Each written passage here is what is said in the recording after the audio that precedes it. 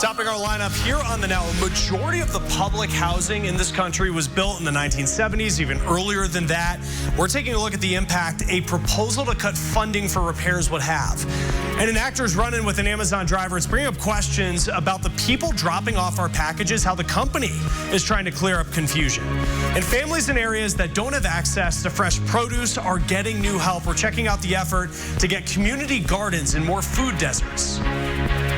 And thanks so much for joining us on this Thursday on the Now, Indy. As we look around central Indiana, you can see dry conditions. We've got some sunshine poking through out there, and that may help to fuel a couple of isolated showers and downpours. As we check out Storm Team 6 radar for you right now, though, things are very quiet. We've had one little shower here to the south of Knightstown. You can see that that's not really going to hold together too much longer here, as it's just south of Highway 40, moving across northern portions of Rush County. More substantial thunderstorms, that's around the Cincinnati area and into northern Kentucky, and really this looks to be the area where they will have more in the way of some thunderstorms.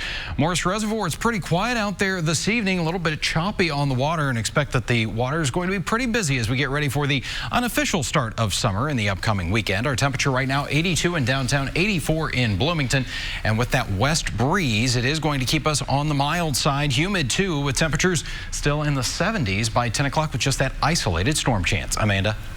And as Kyle just mentioned, there is a potential for severe weather for your holiday weekend, and that could cause delays if you're trying to take a flight. That's just one thing to keep an eye on, according to TSA officials. So working for you, our Aaron Lish with what you have to know before getting to the airport. We are inching closer to this holiday weekend, and TSA officials here want you to be prepared so you don't miss your flight. Before you hop in the security line at the airport, TSA says give yourself at least 2 hours before your flight. Keep in mind, parking it becomes a premium sometimes, so add an additional time for finding a parking spot. Plan for delays if people are bringing prohibited items in their checked bags, like liquids in containers bigger than 3.4 ounces, knives, and some tools. A couple of these can turn a ripple into a tidal wave in terms of talking about screening time for passengers. TSA officials say data shows this can quadruple the screening time for travelers. Every time we find one of those, we're going to have to go through the options of getting rid of it with them, and then we have to put them through rescreening. They've seen an increase in firearms at security, and we asked TSA for the numbers, and so far they've collected 29 this year compared to 41 in all of 2018. With proper steps, firearms can be taken with you in your checked bags. Another item that's not allowed through security are bricks from the track. It could be considered as a bludgeon item. It's very heavy. So if you have those bricks that you're bringing back from the brickyard, make sure that you place those in your check bag when you're traveling back from the Indy 500. There are ways to avoid throwing away your precious items, like your Indy 500 memorabilia. Going back and putting it in your check bag, handing it off to somebody that brought you to the airport. And they even have mailers here where you can send it back to yourself in postal mail. Also, if your screen is cracked to this degree, go ahead and print out your boarding pass, since the scanner won't be able to detect the code. Aaron Lish, RTV6. Thank you, Aaron. And the busiest days at Indianapolis International Airport are expected to be tomorrow, with 17,000 passengers passing through, and TSA is estimating 18,000 passengers on Memorial Day. Let's start the Now newsfeed with an update on the Boeing 737 MAX. The FAA meeting with regulators in Dallas about how the MAX could return to service. Boeing says the software issues have been fixed, but the MAX has been grounded since March after 2 deadly crashes. Today, the Pentagon sending plans to the White House about troops potentially headed to the Middle East. These plans laying out sending up to 10,000 troops to the region. There's no final decision that's been made, but all of this is stemming from increasing tension with Iran. Tens of thousands of pounds of raw beef is being recalled. The USDA says the Aurora Packing Company is recalling more than 60,000 pounds because it may have E. coli. The raw beef was packaged on April 19th of this year. If you want to see a list of all the recalled products, you can head to the USDA's website. An American-born detainee has been released from prison after nearly 2 decades. John Walker Lind was arrested in Afghanistan shortly after the 9/11 attacks. Documents say he went to Pakistan in 2000. He trained with a radical Islamic group. Then he moved to Afghanistan and became a member of the Taliban. Now, he was sentenced to prison for 20 years and ended up serving 17. This guy's still the same Al-Qaeda member that we put in jail? If he's still an Al-Qaeda member we put in jail, then we need to throw the plea agreement away and do something else. Now, still concerns here because some are calling for an investigation into comments that he allegedly made in support of ISIS during his incarceration. Documents also show that he told a news producer he would continue to spread extremist violent ideas after his release. The federal government plans on helping U.S. farmers by spending even more money.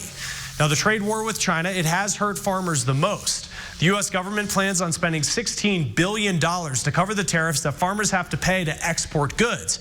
That $16 billion will come from tariffs that Chinese companies pay to import products into the United States. Now, we know that college tuition, it is really high.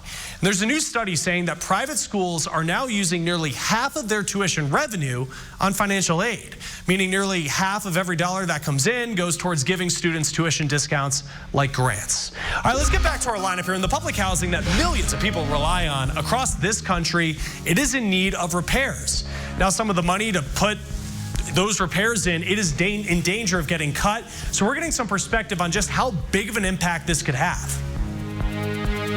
At Ross, yes for less. Welcome back to the Now Indy on RTV6. Big news for Indianapolis. The Circle City will keep the NFL Combine, at least for the next couple of years. The NFL announced the Scouting Combine will remain in Indy through 2021. After that, Indy will have to negotiate with the NFL on a year-to-year basis. Another change, on-field drills will shift to afternoon and prime time instead of the morning and early afternoon. That begins next year. The NFL hopes this will give the Combine a larger TV audience. More than 2.5 million people live in public housing. A proposal by the Trump administration would cut funding for repairs to those aging homes, and Corey Rangel's taking a look at the potential impact. It is a stark look inside some of the nation's public housing. Crumbling walls, water-damaged ceilings, floors lined with mouse traps. It's just disgusting how we have to live. Patricia Bishop lives at this public housing property in D.C.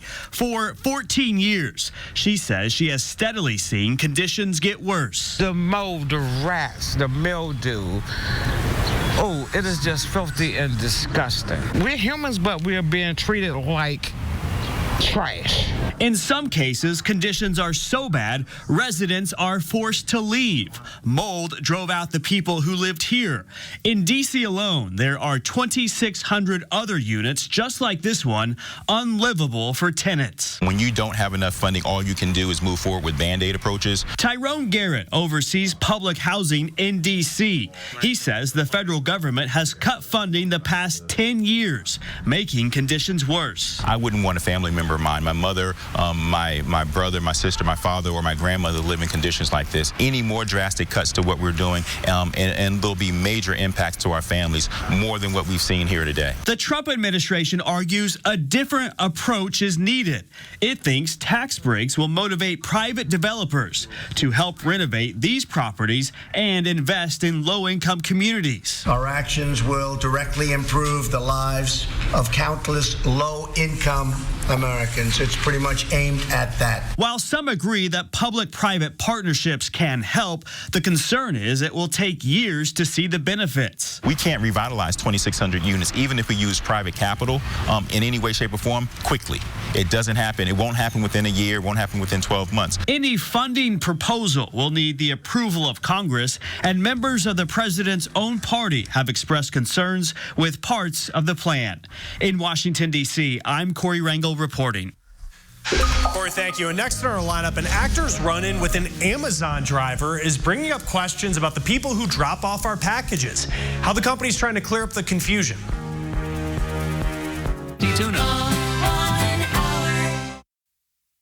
Chances are you're familiar with these works of art from street artist Shepard Fairey and Banksy. Chris Welch is introducing us to another street artist whose work recently underwent a transformation thanks to a very unlikely collaborator. In the eyes of the law, you put the glue on. What this man does, you put the paste on, is considered vandalism. Part of the game of street art is not to get caught. But for the 24-year-old street artist who goes by the name Inksep, it's merely art that's accessible to everyone. You don't have to have, a ticket. You don't have to have a nice dress. His work has typically focused on refugees. The mask kind of symbolizes access to air. drawing inspiration from his family's homeland of Vietnam. And he uses a mixture of chalks, pastels, spray paint, then silkscreen. Portions of the ink goes through, which then makes your image. And it's a process he's always done solo.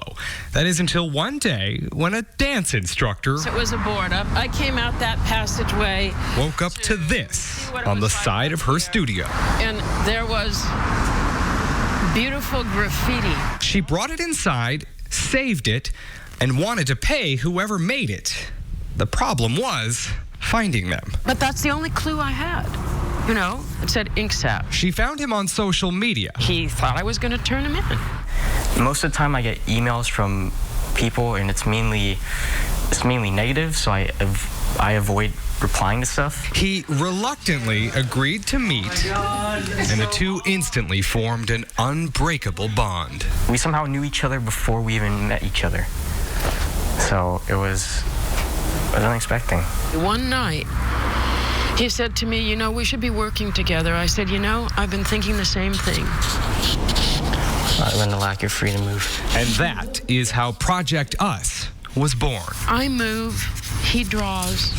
When I stop moving and he stops drawing, the image is still dance, okay? And they dance on walls in downtown Los Angeles.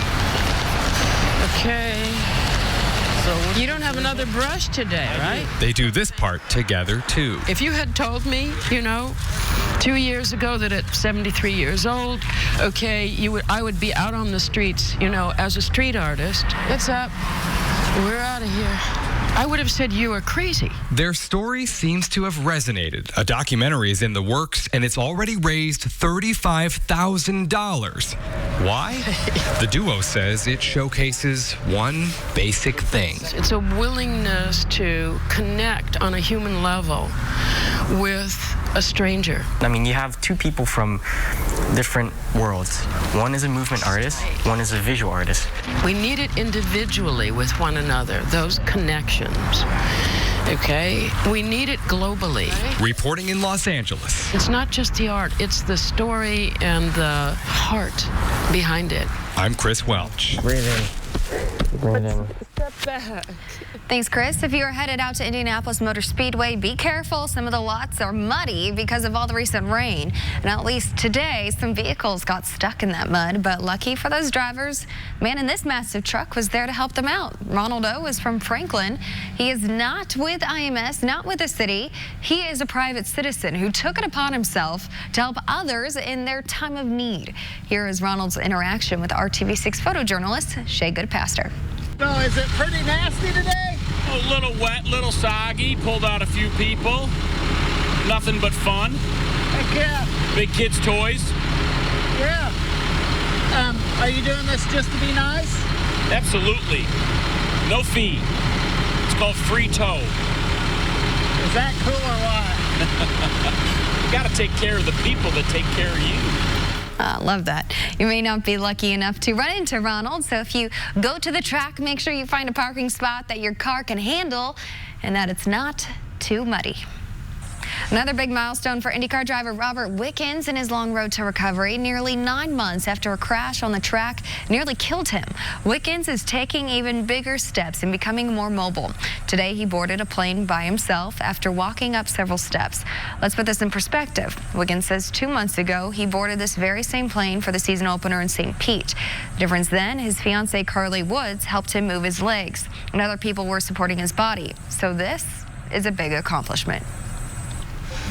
And as we look over downtown, we see the clouds. We look at the speedway. Things are quiet for now. Of course, that's going to be changing this weekend, but what's more important is that it is dry, and that's what we're going to be hoping for as we go through the very busy weekend. Right now, we've got some more muggy conditions in downtown. 82 degrees. Look at that dew point, 70 degrees.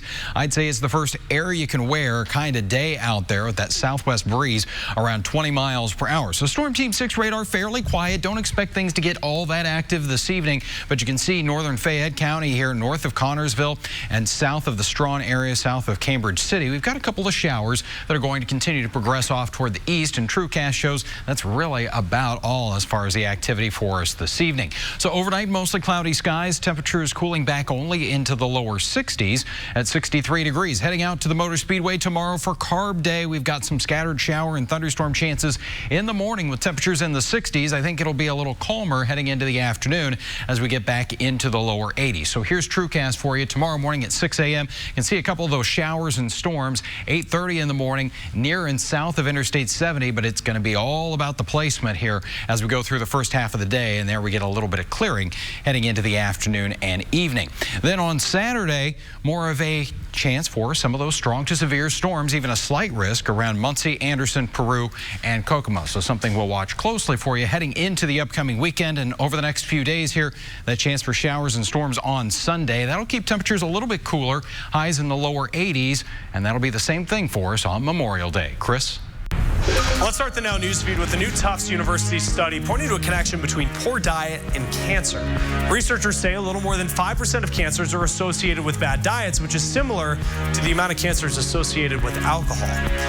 Well, do people in your office complain about being too cold? Well, if so, turning the heat up may mean a better workday. Researchers say a women's productivity may improve if the thermostat's turned up. This is from the journal Plus One. They say most offices are set to temps that are a man's ideal temperature, and they say a woman's ideal temperature is typically 5 degrees warmer. Well, if you use Rotten Tomatoes to see if a movie is worth it, now you can trust what you read on there a little bit more, because the movie review site has a new way to verify posters have actually seen a movie. If the poster bought tickets to a film on Fandango, there'll be a verified badge right by their post that will show you that they actually saw the movie. Well, a tweet by celebrity Ice-T is getting attention from Amazon after a close call with one of their drivers. Annie Taylor's here to explain some of the confusion. Chris, we all know Ice-T. He plays the tough sergeant on Law & Order SVU, but a real-life run-in with an Amazon delivery driver almost ended with the cops being called. Listen to this. The actor tweeted to Amazon, "Now that you have regular people making your home deliveries, maybe they should wear a vest with Amazon delivery on it. I almost shot one creeping up to my crib last night, just saying." Well, Amazon Senior Vice President of Worldwide Operations responded. There are a couple of different types of Amazon delivery drivers. Amazon delivery service providers are made up of local or regional full-time delivery companies.